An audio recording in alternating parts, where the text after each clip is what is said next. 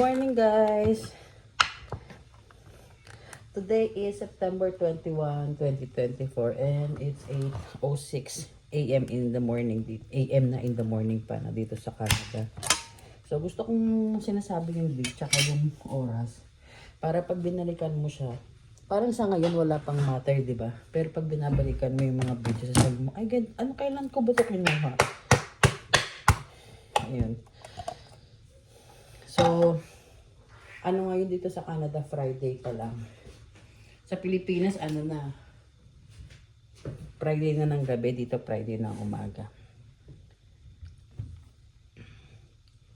So, ang routine namin, si Ace, dumating galing trabaho, usually dadating niya ng mga 7:20.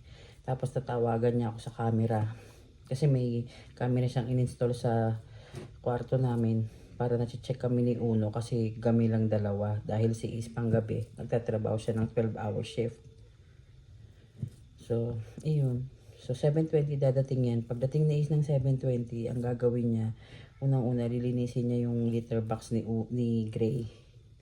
Tapos, papakainin niya si Gray. Pagkatapos, minsan pag i-check niya yung basura, kung kailangan niyang ilabas yung basura. Dito sa Canada, yung mga Pilipino nakatira sa Canada, makaka-relate sa sasabihin ko na may schedule lang yung pagkuha dito ng basura. So, iyon, meron kaming container para doon. Tapos, pagkatapos niyan mag-ano ni Ace, aakit na yan dun sa taas. Dun sa main floor. Ay, dun sa sa taas, sa second floor. Para mag-shower na siya. Ay, tsaka ito guys, kasi baka sumikat na kasi ako sa future. Iba siya ko dahil sa bra ko. Marami akong ganitong bra. Kasi nursing bra ko to. Nagpapa-dedi kasi ako kay Uno. So, bumili ako ng ganyan. Alam mo yung bra na nagagano na bababa. Para hindi mo nahuhubarin everything. So, yun. Yung iba mga bacon na. Hinayaan ko lang kasi hindi naman forever na magpapa-dedi ako, diba? Pero bumili kami niya ng madami. Siguro, hindi naman madami. 7 piraso. Good for a week. Iyon, tapos pagkatapos niyan, maliligo na si Ace. Tapos habang naliligo naman si Ace, pagising na si Uno, papalitan ko na yan ng damit ng pang kasi syempre nagpantulog, papalitan ng pang day clothes. Pagkatapos niya mag-shower ni Ace, sana kay Uno, mag-spend siya ng time. Habang nagluluto ako, mag-spend silang magtatay ng time. I-exercise na si Uno. Tapos, konting banding silang magtatay. Ako, magluluto na ako dito. Pero habang nagluluto din, maghuhugas ako ng mga plato. Yung plato naman na to, kasi sa gabi, pag dalawa lang kami ni Uno, usually nakaka-snack na ako ng mga bandang alas 9, alas 10. So ito yung mga pinaghandaan ko ng mga ng mga pagkain. So, ayan. Huhugasan ko yan. Multitasking.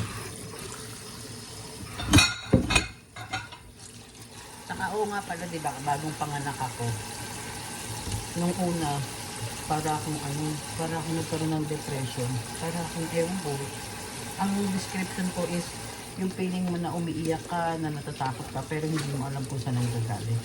Pero iyon, hindi ko ma-explain. Akala ko dati hindi totoo yung postpartum depression. Kahit nang buntis ako, akala ko hindi rin totoo yung mag-iinhik ka. Pero totoo pala talaga. Pag na-experience mo, alam mo yung minsan, kailangan mong ma-experience yung isang bagay para sabihin mo na, ay, totoo pala talaga. So, yun, na nagpo-postpartum nga ako. Sinadya sa akin ng classmate ko nung college, si Daisy. Hi, Daisy! Na taga Toronto ngayon. Nasa Toronto siya. Na mag-take ako ng supplement na liquid iron. In fairness, malaking tulong talaga. Kaya kung merong mga mamsi dyan na, alam mo yun, na parang may gano'n, yung parang alam mo yung emotion mo, hindi mo makontain. Malaking tulong sa akin yung supplement na liquid iron. Diba? Habang nagdadadaldal ako, hugas ako ng plato habang init-prito yung itlog.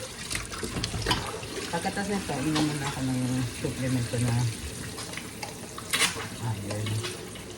Sa Canada, alam mo guys, sa totoo lang guys, kailangan talaga sa Canada teamwork kayo. At sobrang blessed ako sa asawa ko kasi sa is talaga napakabait. Saka talagang tumutulong. Wala akong nasasabi. Sobrang bait.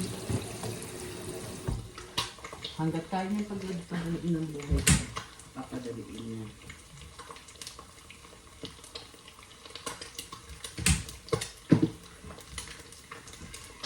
So, ito ang aming morning routine dito sa Canada.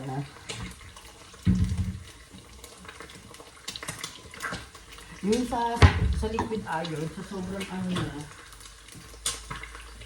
sa sobrang, anong tawag yun? Sa sobrang parang ang lasa niya, parang alam mo yung, ewan ko, hindi ko alam, di pa naman ako nakatikim, parang lasang kalawag, ganun. Ewan ko, ba't ba sabi lasang kalawag? Pero ganun yung description ko sa kanya. Kaya ang kailangan doon, sabayan mo siya ng orange.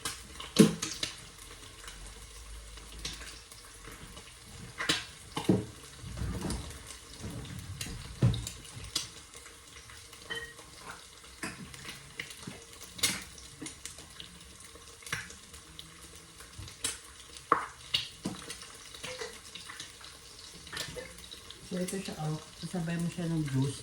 Lalagyan ko yung juice ng konting tubig. Nag-toothbrush pa naman ako. Tsaka ng lasa nito. Pero tiis ganda. Kasi malaking tulong talaga siya sa ko, sa mood.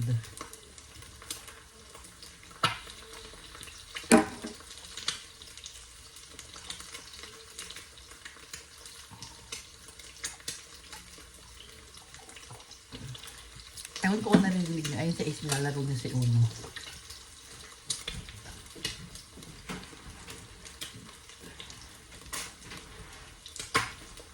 Tapos ano ako ng supplement. Titigla na ng kape. Tapos magluluto. Ngayon nga ang lulutuin ko is itlog saka spam para sa breakfast. Si Uno naman itlog na nilaga saka avocado. Tapos kami may kanin din. Minsan nagtitinapay. Si Ace, mayroon sa tinapay. Ako parang hindi ko kaya ng tinapay. Once in a while kakain pero hindi talaga yung pan. Tapos ngayon off si Ace. Dahil off si Ace.